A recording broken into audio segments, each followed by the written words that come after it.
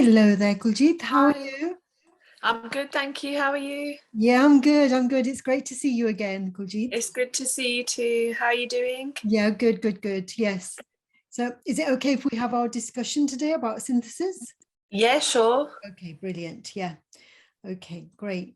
So Kuljeet, I know from our previous conversations that you were brought up in England, like myself, and so we're both in that culture where researchers call us, there's a term for people like yourself and myself, they call us third culture kids. Yeah, it's really TCKs. hard. That's right, TCKs we are.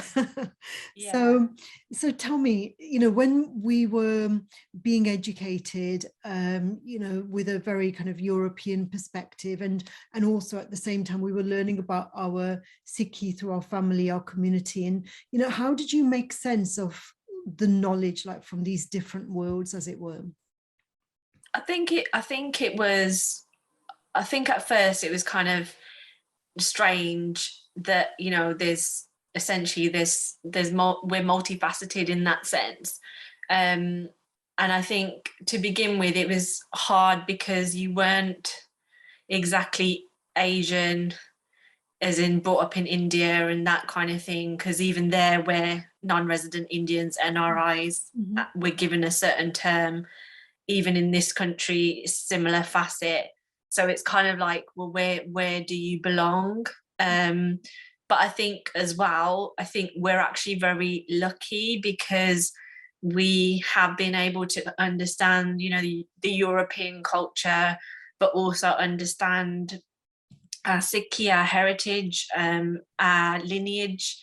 And I think that gives us a better understanding and a level of depth that not a lot of people have, because most people, when you speak to them, they don't actually know where they come from, or have the wealth of knowledge and experience from two very different cultures.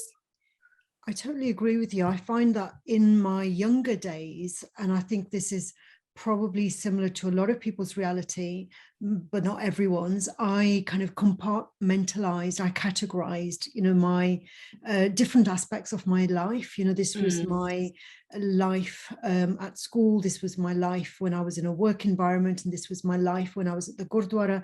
And those yeah, lives seemed to be disparate, because I dressed differently, I spoke in a different yeah, language and behaved very differently, thought differently. That was yeah. remarkable. I remember at the age of 18 going back to the Punjab. It was the first time that I was going back as an 18-year-old. I Oh, have okay. left as a child, you see. And Yeah, and when I came back, well, when I was there, I realized I was thinking differently.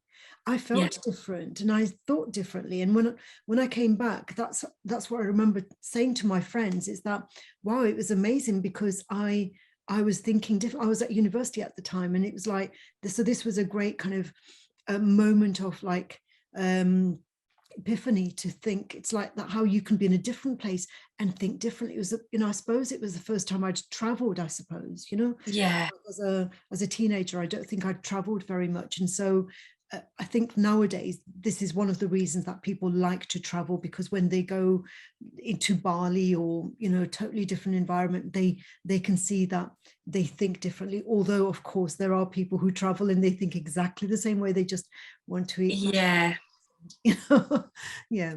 So how yeah. about yourself then? So for you, did you find that you were categorizing your life, and like this was the Sikh part of your life and the British part of your life, and the different elements? Did you find that that it took maturity to try and bring all those parts together?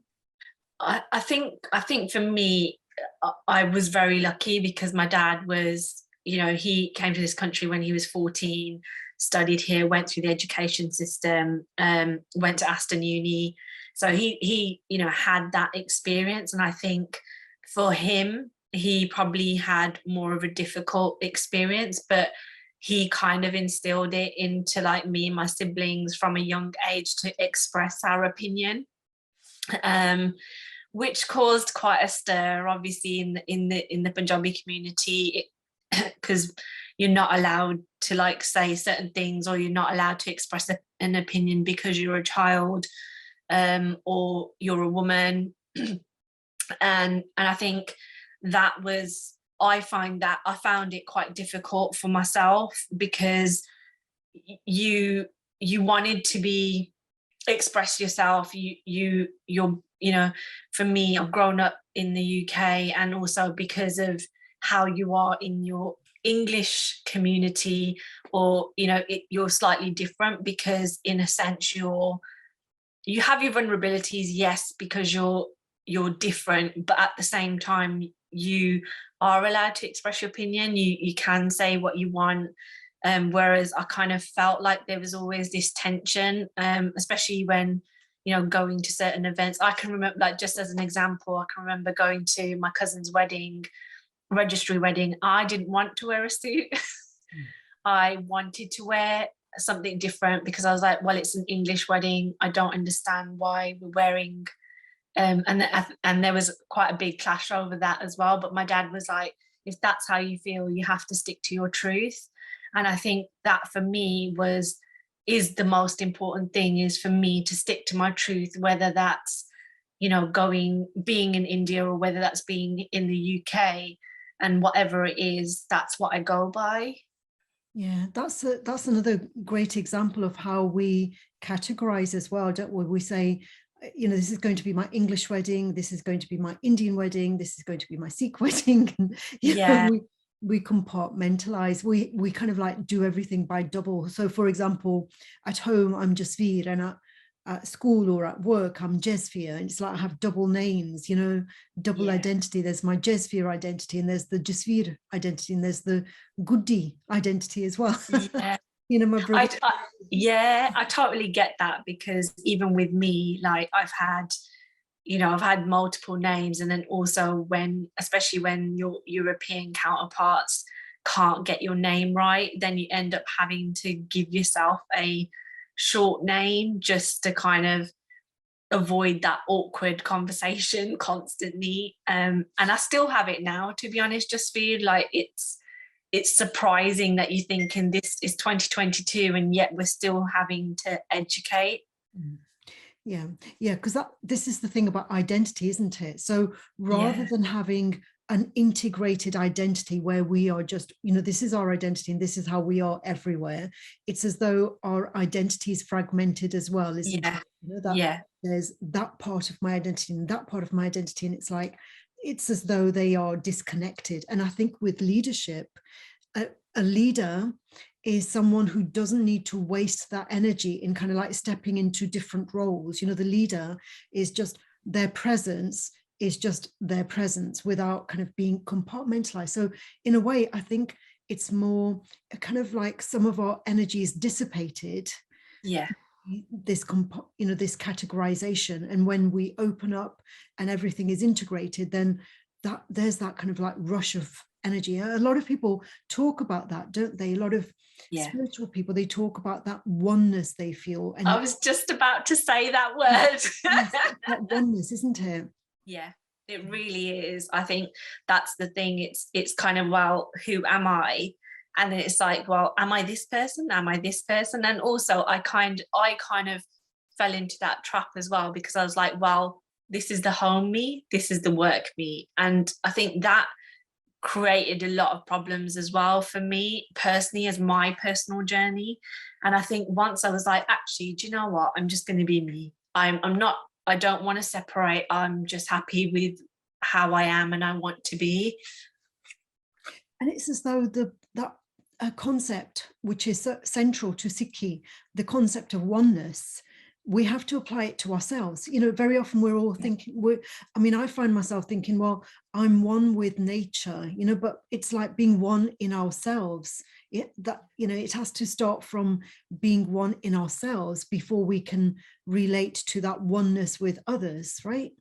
Yeah. And also as well, I think, like, for me, like, God lives within us, like our makeup, our, you know, DNA, our, you know, our soul, our spirit. Obviously we've had so many lives, we are one with God. And I think sometimes we forget that, because we're like, while it's unattainable, it's over here somewhere, when actually all you have to do is look within. And I think that is very much, I know it's like some people get, you know, a little bit kind of unhappy about it, but it is spiritual, because, and but also it is religious. And I think sometimes the two kind of clash as well, because, you know, it's the, you know, everyone's got their various avenues of their religion, but ultimately there's a higher power, God, source, whatever you want to call it.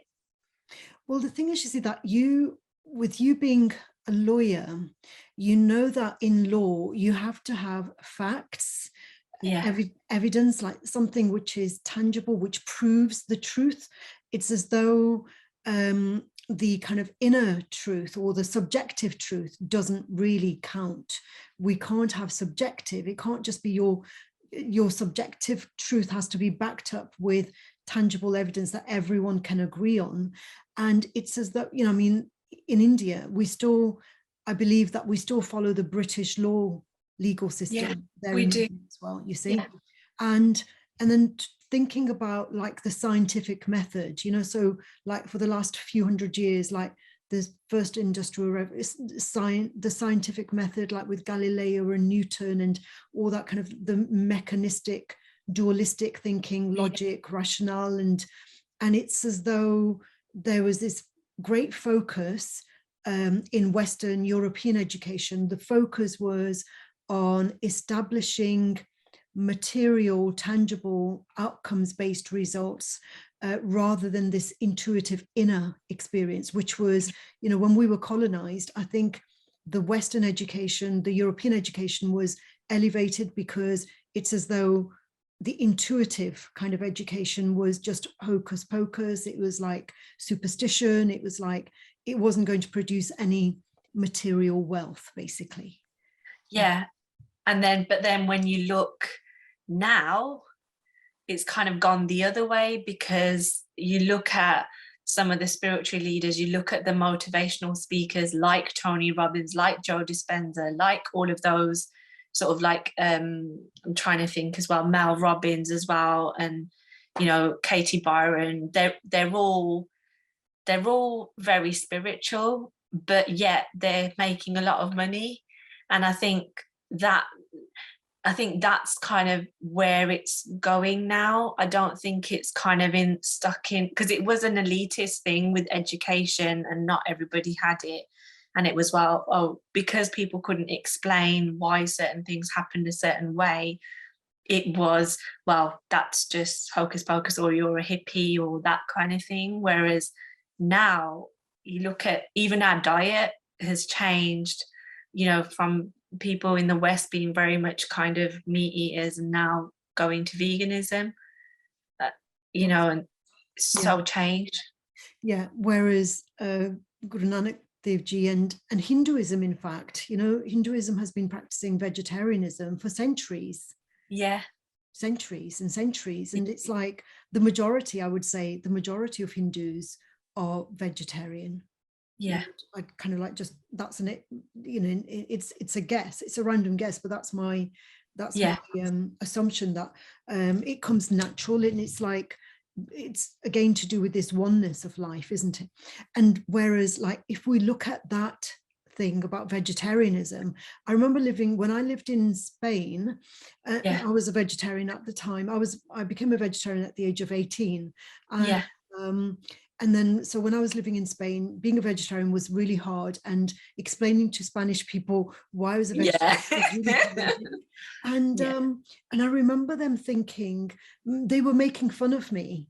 They ridiculed me for my rationale for being a vegetarian. For them, it was ridiculous. And so they thought it was kind of like backward thinking, you see. That was backward thinking. And so, you know, we are going back a few decades now, but I think that was the thing. The British thought our way of thinking was backward, you know, because like with the steam engine and with electricity, it was like the education that the Europeans were, it was creating tangible results. It was creating kind of material wealth, wasn't it? And so that's what, you know, we also wanted, you know, Sikhs also wanted that. because Yeah. they wanted, they wanted that material wealth. And so this is the thing about like the synthesis. It's like, it's as though we, like our gurus, I think it was Guru Har Rai, the seventh guru, wasn't it? He was the environmentalist. Yes. Guru Harai from 1644. He was a contemporary of Newton. And so Yeah. on one hand, in Britain, we have Newton with his kind of, he advocates all this kind of the scientific method and logical, rational thinking. And then we've got Guru Harai in the Punjab, and he's advocating environmentalism. And it's as though we went along one path and we kind of forgot about the other path, because it's only recently that I've learned about the environmentalism that Guru Harai talked about. I didn't know that. I knew we had 10 gurus, but I didn't know what his particular message was. Did you? I knew that he was an environmentalist, but I don't know to what extent and what his works were. I think because I think as well, in a way we're not taught that side as well. And I think that is actually quite, it's sad, because the thing is that's actually really important as well, because you kind of need to know it's yes, we're Sikh, but even within our own Sikhi, we've got different types of people. We don't all look the same. We dress differently, some the same, but I think there's even within it there's so many different areas and subsects. And I think that in itself as well, there are fractures, because you do get tension, and it's with any religion, I think, as well. You get tensions and divides over certain things and the interpretation. But I think as well it's important to know what their message was, and also who they were as a person. And I think that kind of gives the color and the flesh on certain things, facts and figures that we do know about. Yeah, and it's only due to the pandemic, the opportunity that during the pandemic, I've had the time and the space to do a bit of research, over the last Yeah. couple of years. We can do a Google search, and within a few minutes, you'll find, if you just Google in environmentalism and Guru Harai, and you'll go to some websites where they talk about planting trees inspired by our guru, and about how I think he was upset that he broke a flower, with his robe. A flower accidentally broke, and he got he was upset about that, and he planted herbs, and I've read somewhere, or I've heard somewhere, that he used to give prasad of plants. Oh, really? Yeah, and so that's so interesting, Yeah. prasad of plants. It's like, yeah, great. And the thing is, you see that we hear so much about climate change, and we hear so much about ecological, and all this kind of like new education.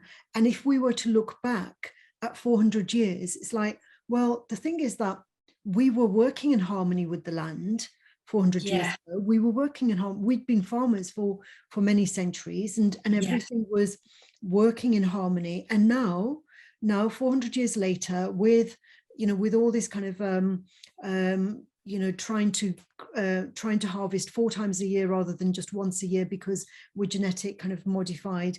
Yeah. The land is depleted.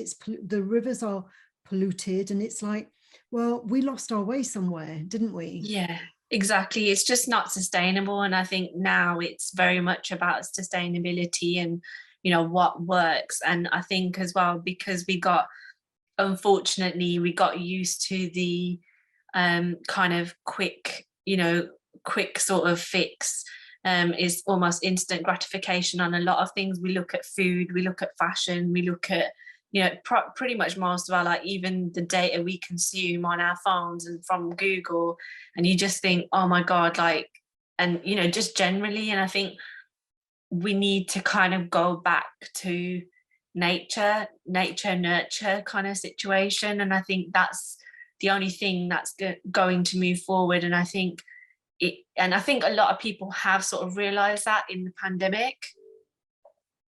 Yes, because during the pandemic, we have had the time and the space to choose what we want to learn about more, you know, because Yeah, like when we're working and it's like traveling to work, and all those hours are used up and we don't have as much time as we need to just simply say, oh, I'd be interested in reading this. You know, it's like there isn't always the time to read what is you know, almost, I suppose it's like what we feel most passionate about. It won't produce any outcomes in terms of our work, but it will make us feel better, I suppose. And yeah, I know that I myself haven't really had that time apart from these last couple of years where I've had, yeah, you know, I've been able to choose what I want to learn about, when I want to learn it, and how I want to learn it, basically.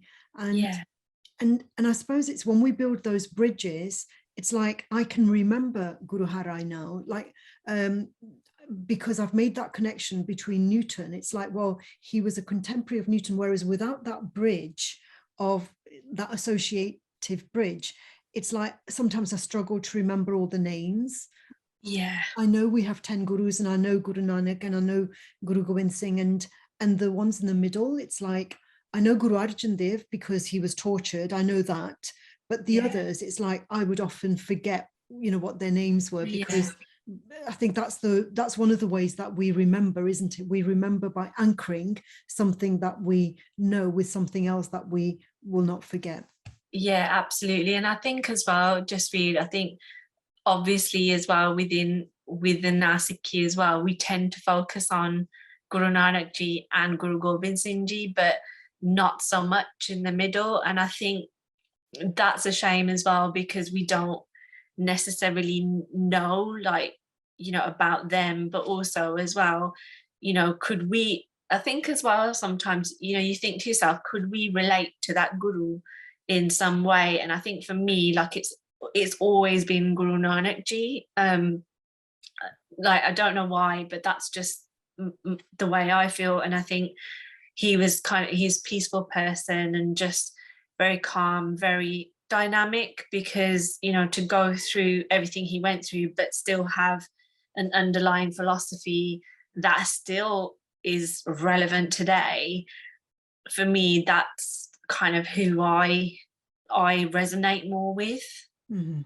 Yeah, and I think there's a tendency to look at our Sikhi knowledge like through the British lens, because I know looking at it through the British lens, when I found out that Guru Har Krishan, for example, became Guru at the age of 5, looking Yeah, at that fact through the British lens, it's like, well, he was a child, but yeah, that's only from one angle. He was a child. If we think about the body, you know, as being like, oh, well, the body needs to be mature for the consciousness to be mature. If we look at it from that angle, then yes, he was a child, but his mind, you know, somebody can be born with a very mature mind and a very yeah, mature consciousness. And so again, like, you know, from one angle, that would be like, well, that's hocus pocus. It's like a child is a yeah, child, you know, you can't think of a consciousness as being mature within a child, you know. And we have yeah, to look at it from a very different. He died at the age of 8, you know, he died of yeah, smallpox at the age of 8, you know. yeah, And so again, like that requires a shift in the way we think and the way we interpret that yeah.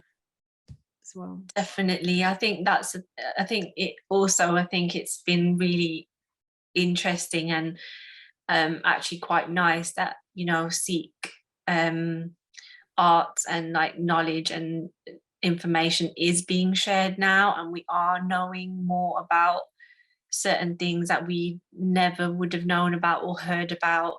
Um and I think it's a great way of learning, but learning from our heritage, and understanding, you know, there was more to it than the European angle that's been given.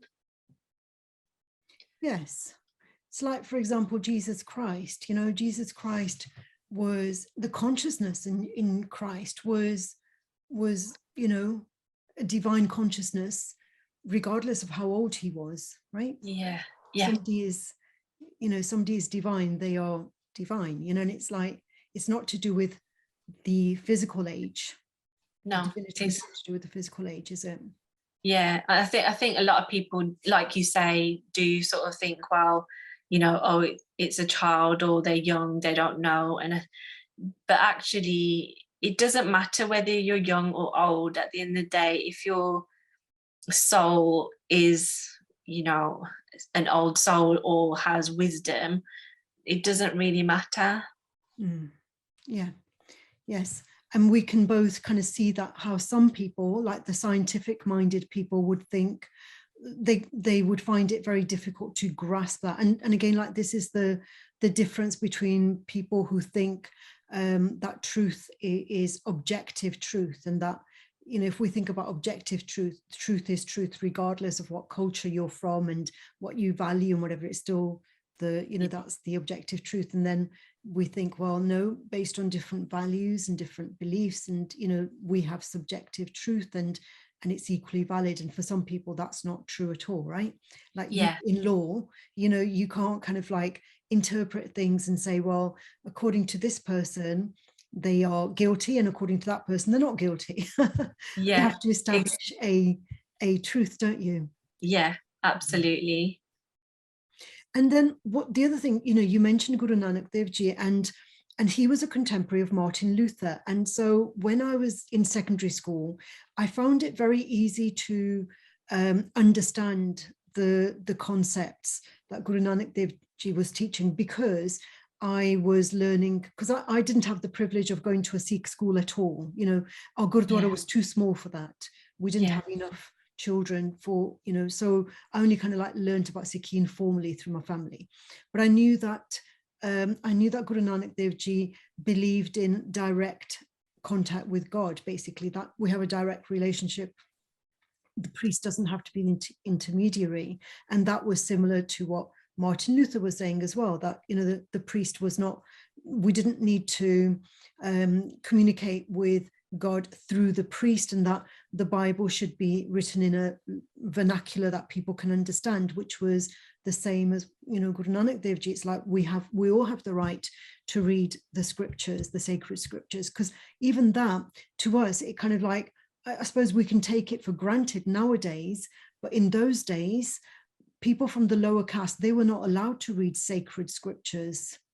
yeah. And in some cases, even now, like you look in Hinduism, you look in certain religions, and like the lower caste are not allowed still to even enter the mandir, or the wherever their religious beliefs are. And it's not. And you are a child of God, so why do you need a third person to, a priest? Yes, he's got his own journey, you have your own journey, I've got mine, but you are one with God. And I think for me, that for me is my fundamental, because you have that relationship, he is guiding you, you are guiding him. Mm-hmm. And in a way we are instruments of God. Mm-hmm. Yeah. I'm not sure, like, in a way, I found myself kind of trying to prove how similar I was to my friends through these connections. It's like, well, yeah, we believe that as well. We believe in, direct access to God, and we don't believe in rituals and superstitions and everything. And I found that I was kind of as we mature, we can reflect on why we're trying to gain approval by saying, oh, it's like we're the same. We get more approval from people by making out like we're very similar to them, don't we, rather than Yeah, we're different. And I find that like when we come to 1857, when there was that rebellion, that first uprising against the East India Tea Company, I yeah, only learned recently. I thought I thought everyone, all the Indians rebelled. I thought it was the Hindus, the Muslims, and the Sikhs. Everyone rebelled against the East India Tea Company. But lately, I've just been reading that the Sikhs were actually helping the British at that time. yeah. I think, Yeah, yeah, I didn't yeah, know that before. yeah. I think that's the thing. It was, but again, it's because I think we didn't want to be left out.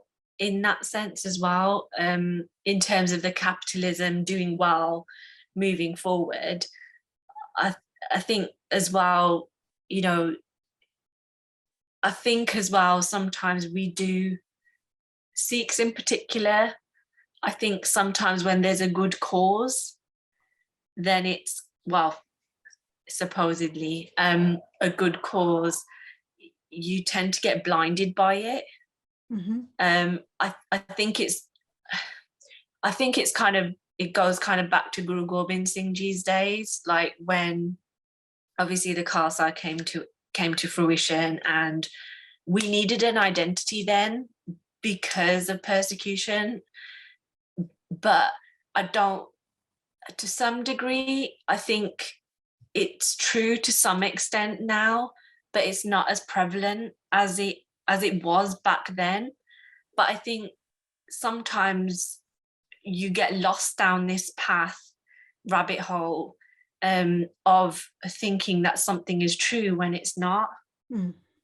Yes, and it seems as though we aligned with those in power rather than those who were not in power, you know. So it's as though the leaders at that time, they had lost a lot through the breakdown of Maharaja Ranjit Singh's empire. So they had lost a lot of land, and so in order to regain what they had lost, they made decisions based on their own self-interest, rather than looking at what was, who were the, it was not the East India Tea Company that was the vulnerable underdog, and I thought we were always kind of like, the ethos was about protecting the underdog rather than siding with the conqueror, basically. Yeah, definitely. I think as well, like, I mean, so about 12 years ago or 13 years ago, I had the privilege of working on Maharaja Dalip Singh's will and trust, just to understand. At the time, there was discussion about exhuming what's left of him and taking him back to India. But I think for me, just reading like about his life and how sad it was and how things kind of happened, I was like, well, does it really matter? Because really in Sikhi, we're saying our body's a vessel. So exhuming him and then taking him to India, does it really matter? Because his soul has departed. He's wherever he is now. Is that going to change anything? But I think a lot of people got offended by my viewpoint because I didn't agree with, the way that they wanted things done. And I think I had to kind of step away from it. Yes.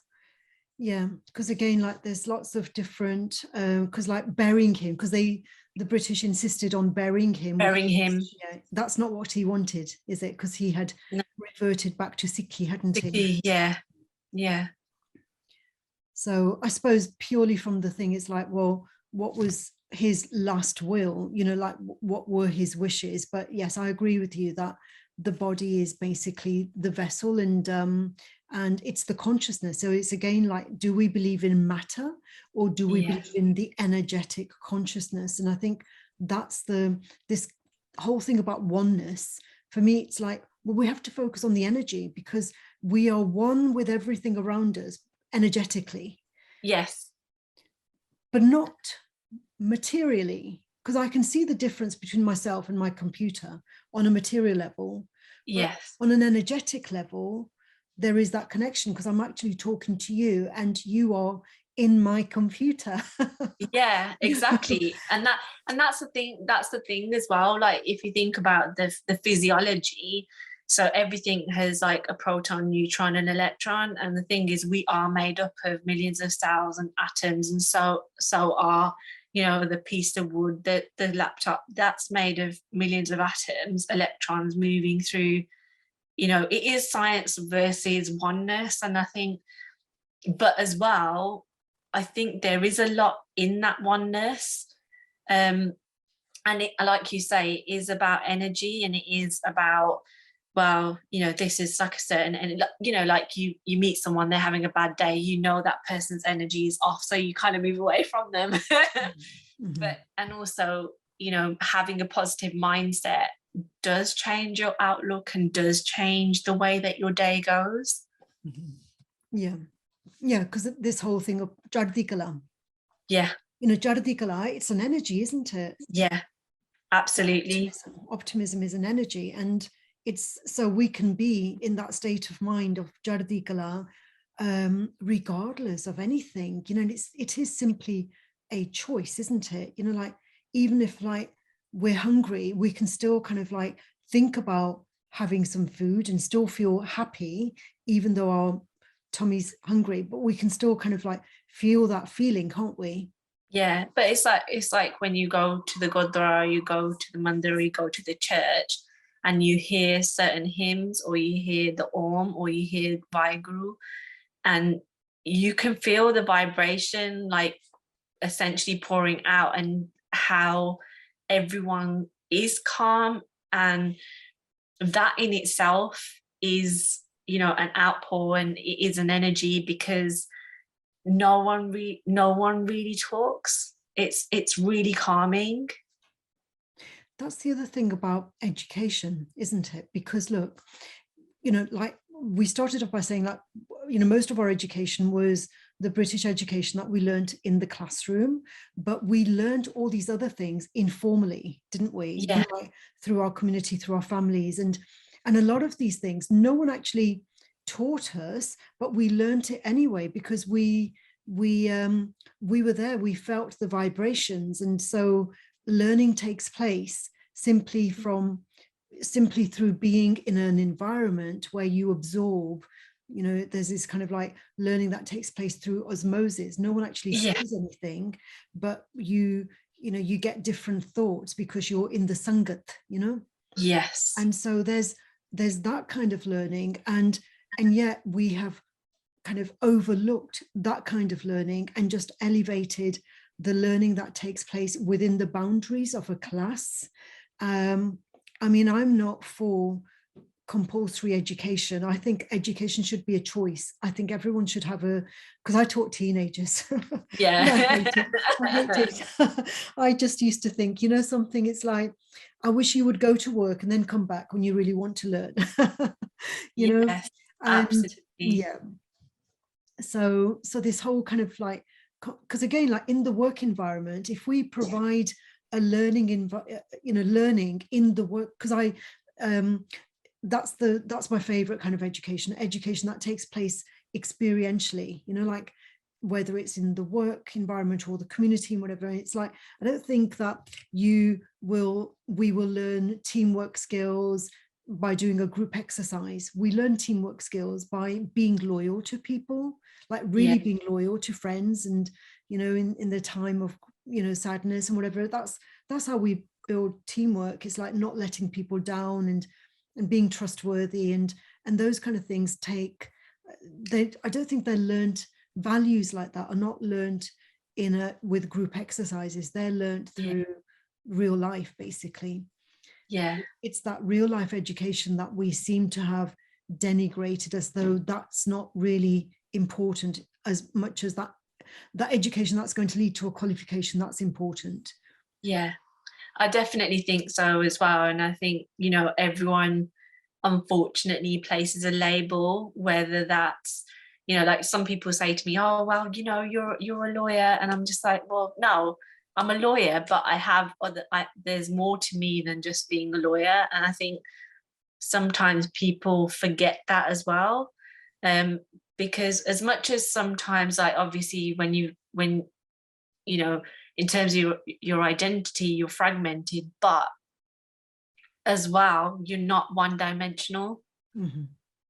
Yeah, we're complex human beings, aren't we? And it's that Yeah, complexity that makes us unique, I suppose. Like, yeah, so there's that element of uniqueness, and we don't need to keep kind of trying to gain approval by kind of making ourselves the same as everyone else. yeah.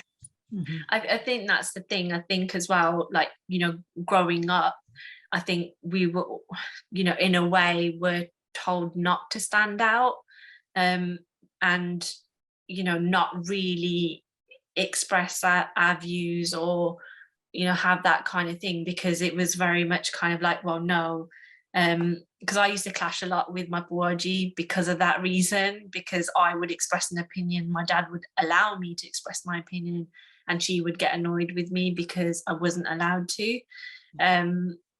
But actually it's made me better, because I have been able to say what I want to say. And you don't have to be, I don't understand why you have to be the same, because everyone should be celebrated for, like you say, in their own unique way. Because we are different. Yes, we have similarities, but we're not the same. We look at our hand, we're not, all our fingers and are not the same. Well, I always think about, like, my garden. I've got daffodils, and the daffodils don't bloom at the same time as the roses. Yeah. And we can't say, oh, a rose is more beautiful than a daffodil or a bluebell, and they're all wildly different. They survive, they need different things. Yeah, They need very absolutely. different things, don't they? Yeah. And even a dandelion is beautiful. It's Yeah. I find it hard to kind of break away dandelions as well, because they serve their own purpose, don't they? Yeah. The thing is, everything, in order for Mother Nature to have her way, it is very much, everything has its place. And you even look at that in the wildlife, you look at the survival chains as well. And as much as it like pains me, like certain things happen to certain animals, but it has to happen in order for that whole ecosystem to survive. Yeah. The other thing that I found kind of very difficult when I was at school, tell me if it was similar for yourself, is that people, like my friends and my teachers, like throughout my education, they knew who Gandhi was, but they didn't know who Bhagat Singh was, Yeah. And I find that kind of like, I found that difficult, because even if I explained who Bhagat Singh was, it was meaningless, because they didn't have any kind of concept. There was nothing that they had read or seen and the reason I bring up Bhagat Singh is that, as we were talking, I thought about our relationship with socialism and our relationship with capitalism, because Bhagat Singh, he actually became a socialist. He was advocating socialism, really, rather than Sikhi, because he thought that was a way to for the emancipation of all the communities, whether they were Christian or Sikhs or Muslims and Hindus. He didn't want to be, fighting for the rights of one community. He wanted to be fighting for the rights of everyone. And that's why he was really, really popular. And so he identified with socialism. And for me, I can kind of see how he identified with socialism, because it's the concept of egalitarianism is very strong, equality for all. And then we have a relationship with capitalism, like advancement and like ambition and material wealth, and so we haven't, I know that when I was at school, I didn't really have the opportunity to debate and discuss these kind of these connections in these relationships. And it's like, what is it that makes us favor capitalism rather than socialism? And what is it in our Sikhi that, I know the concept of Kirt Kamal, for example. Yeah. See? So Kirt Kamal, how do we determine what is ethical work? I know with your law work, for you, it would be like, you wouldn't want to defend someone that you knew was guilty, would you? So for you, it's that, isn't it? Kirt Kamal is like, stand your ground and defend those that are really innocent, rather than those who are guilty and they'll make you a lot of money, right? Yeah, exactly. And I think that, and as well, I think for me, like, Good Gamal is very much about, I think we've all got jobs to do and we've all got to make a living, but I just think, don't use your power or status, like for nepotism example, or use your money in illegitimate ways. Work hard and earn your money, but honest money. And I think that's the most important thing. Yes, you are going to have to deal with some unsavory people, but it doesn't mean to say that you're going to bend to their ways as well. And I think with Bhagat Singh as well, I think for him, unfortunately, obviously the Europeans totally criminalized him, which I don't think is fair.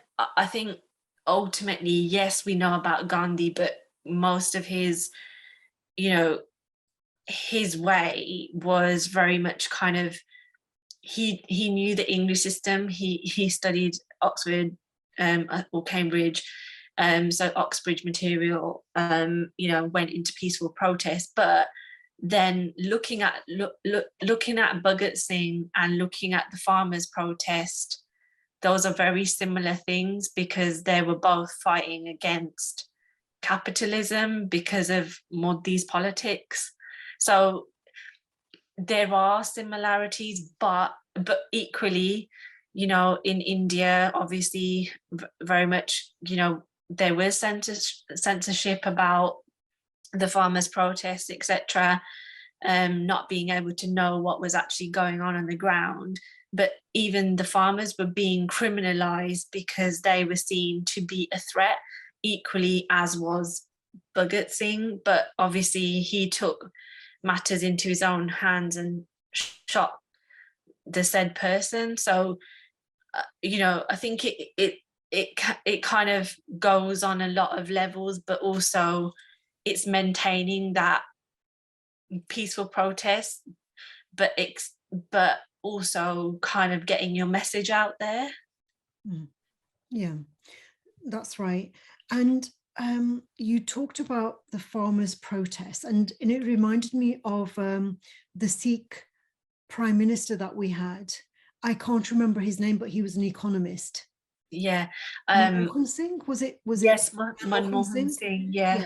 So you see, we had a Sikh in that elevated role of Prime Minister of India, and he was elected because of his, expertise in economics, which was, from what I can gather, very much based on the wealth of nations, the Adam Smith kind of economy, wasn't it?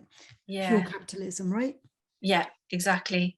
Okay. and I think, but it is really interesting as well, because I think unfortunately, what riddles India is its corruption, and that's the biggest problem that they've got, and also their strive for capitalism, but at what cost? Because you've got such a huge divide between, upper class, lower class, and it is really difficult to kind of see and watch. And it's kind of like, well, okay, we'll just cast all of those people aside and we can just build whatever we want to and however we want it to, to be. And it's that greed that unfortunately is troubling the world right now. You only have to look at Russia and Ukraine right now. It's the same thing. It boils down to greed, power, and money. Mm-hmm. Yeah, the thing is, like, with being farmers, like for centuries we were farmers, and Girt Kamal was taking as much out of the land as you needed.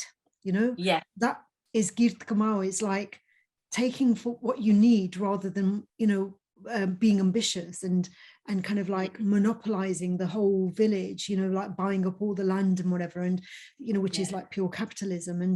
And so and also you nurtured the land as well back again, because you had that connection with the land.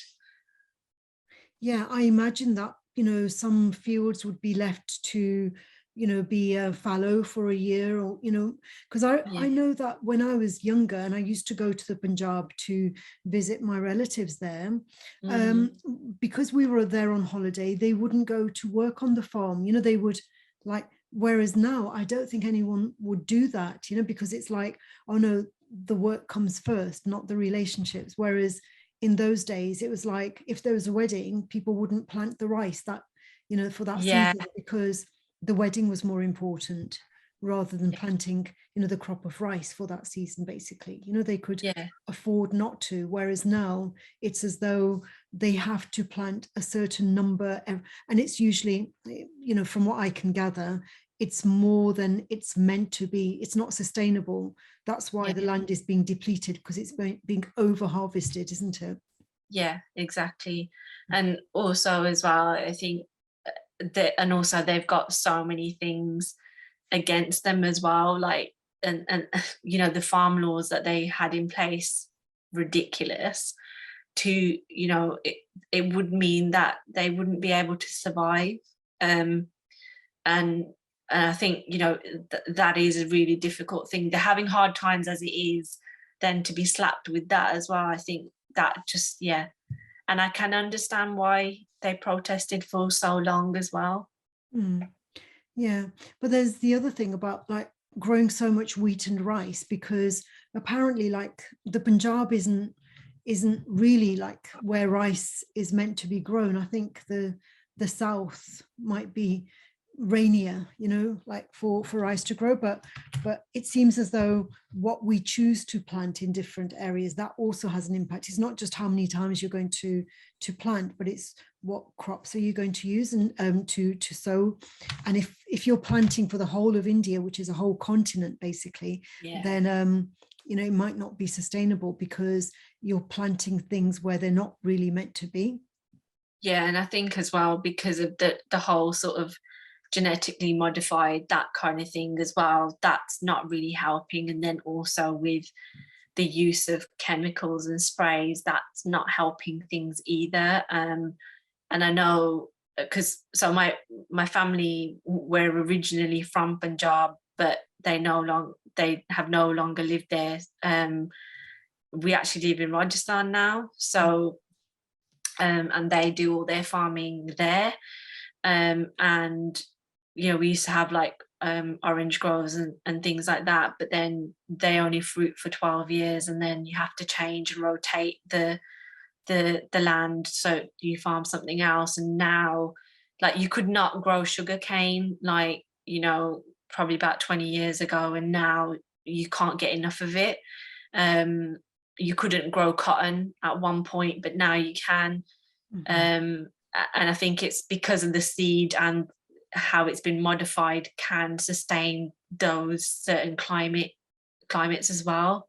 Mm, that's interesting. I didn't know that. I didn't know about at school, I only learned about potato rotation. Yes. Yeah. Yeah, because I tend to go back, probably, like, obviously pre-COVID, we used to go back every year and spend at least 3 weeks there, and just like, actually, not that I used to do any work or anything, but just go and see what everybody's doing, and go like to the fields and see how people live, and that kind of thing. And it is really interesting to see what crops you get at certain times. And I never thought I'd be interested in that, but yeah. Yeah, that sounds amazing. Okay, well, Kuljeet, I've been fascinated by this talk. It's been very rich and thought-provoking, and I look forward to the next one. Yes, definitely, it'd be great. Okay, brilliant. Okay, thank you. Thank you so much.